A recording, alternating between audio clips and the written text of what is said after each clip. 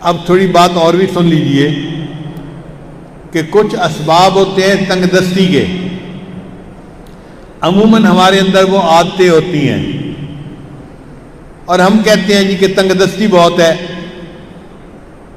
ہمیں چاہیے کہ جن چیزوں سے تنگ دستی ہوتی ہے ان اعمال کو چھوڑ دیں۔ پہلا عمل، کھڑے ہو کر جوتے پہن کر ننگے سر کھانا کھانا۔ آج کل شادیوں میں، دعوتوں میں ایک عام سی بات ہے، جوتے پہنے ہوتے ہیں، ننگے سر ہوتے ہیں اور کھڑے ہو کے کھانا کھاتے ہیں۔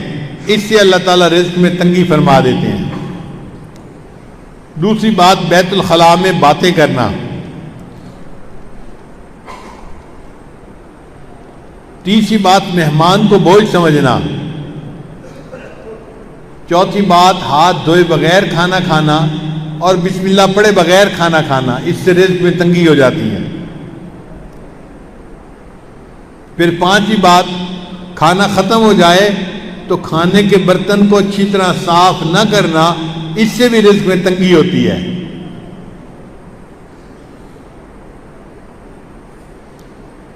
پھر چھٹی بات، مسجد میں دنیا کی باتیں کرنا۔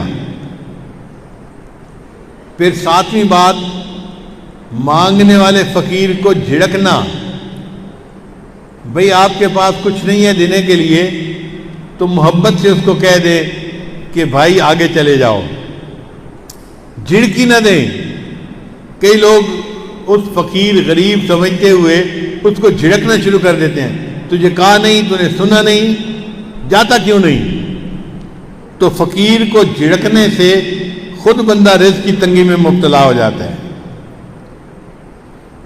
پھر ساتواں عمل، مغرب کے بعد بلا عذر کے سو جانا۔ عشاء کے بعد سونا چاہیے، مغرب کے بعد اگر بیماری ہے یا عذر ہے تو اور بات ہے، پھر اجازت ہے۔ اگر عذر نہیں تو مغرب کے بعد سونے کی عادت نہیں بنانی چاہیے۔ پھر 10واں عمل جس سے رزق تنگ ہو جاتا ہے، بغیر عذر کے نماز قضا کر دینا۔ فجر نہیں پڑھتے، ظہر نہیں پڑھتے، عصر نہیں پڑھتے، مغرب نہیں پڑھتے، باتوں میں لگے رہے، نماز قضا ہو گئی۔ پھر 11واں عمل جس سے رزق میں تنگی آتی ہے، جھوٹ بولنا۔ اور آج کل تو جھوٹ بولنے کی ابتدا ماں باپ بچے سے ہی کر دیتے ہیں۔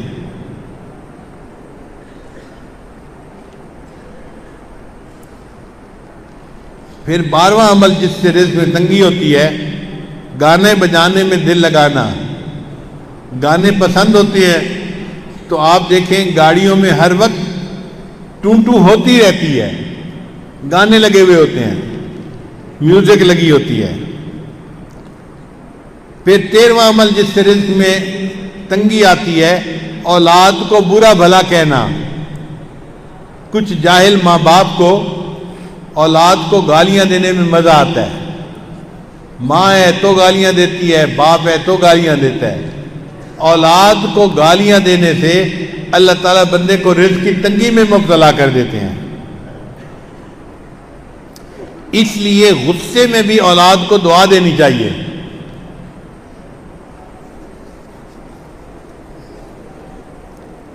چنانچہ ایک صاحب اپنا واقعہ سنانے لگے کہ میں بہت شرارتی تھا اور گھر والوں کو میں نے تنگ کیا ہوا تھا۔ ایک دن کیا ہوا کہ گھر میں مہمان آئے ہوئے تھے تو میری والدہ نے دال بنائی مہمانوں کے لیے، اور میں نے ایک مٹھی ریت کی بھری اور آ کر ہنڈیا میں ڈال دی۔ اب جب مہمان کھانا کھانے لگے تو دال کے اندر ریت تھی، تو کھانا تو نہیں کھایا جاتا نا، تو مہمانوں کو بھی پریشانی ہوئی اور گھر والوں کو بھی پریشانی ہوئی۔ اب جب گھر والوں کو پریشانی ہوئی تو میرے والد تو غصے میں کہ جس نے یہ کیا ہے میں اس کی پٹائی کرتا ہوں۔ کہنے لگے کہ میری والدہ کو پتہ چلا تو میری والدہ نے پتہ کیا کہ یہ کام کیا کس نے ہے، تو ماں کو بچوں کا پتہ ہوتا ہے، اس نے کہا کہ فلاں نے کیا ہوگا۔ مجھے پکڑ کے لایا گیا اور مجھے پوچھا گیا کہ کیا تم نے یہ حرکت کی، سالن کے اندر تم نے ریت ڈالی، تو امی کے سامنے میں نے اقرار کر لیا، ہاں امی یہ شرارت میں نے کی تھی۔ کہنے لگے کہ یہ شرارت کا جب میں نے اقرار کیا تو غصے میں میری ماں نے مجھے کہا، اچھا تو نے مہمانوں کو تکلیف پہنچائی اور سالن کے اندر تو نے ریت ڈالی، اللہ تعالیٰ تجھے حرم کا امام بنا دے۔ تو وہ کہتے ہیں کہ اللہ نے میری ماں کی دعا کو قبول کر لیا اور آج اللہ نے مجھے دونوں حرم کا امام بنا دیا۔ یہ واقعہ کس کا تھا؟ قاری سدیس کا تھا جو حرم کے امام ہیں۔ انہوں نے اپنی زندگی کا واقعہ سنایا کہ میں نے یہ حرکت کی تھی، میری والدہ نے مجھے بد دعا دینے کی بجائے دعا دی تھی، بیٹا اللہ تجھے حرم کا امام بنا دے، اور آج میری ماں کی دعا قبول ہوئی اور اللہ نے مجھے حرم کا امام بنا دیا۔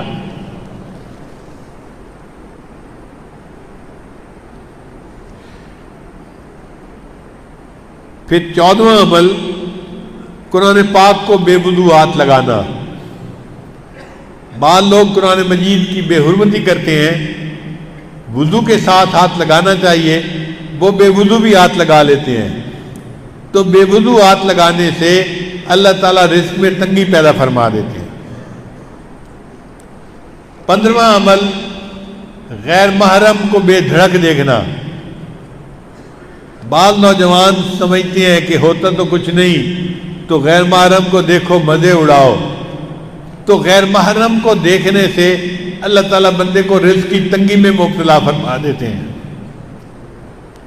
اور 16واں عمل جس سے کہ اللہ تعالیٰ رزق کو تنگ کر دیتے ہیں، اپنے اہل خانہ کے ساتھ ہر وقت لڑتے رہنا۔ یہ گناہ آج کے دور میں عام ہو گیا ہے۔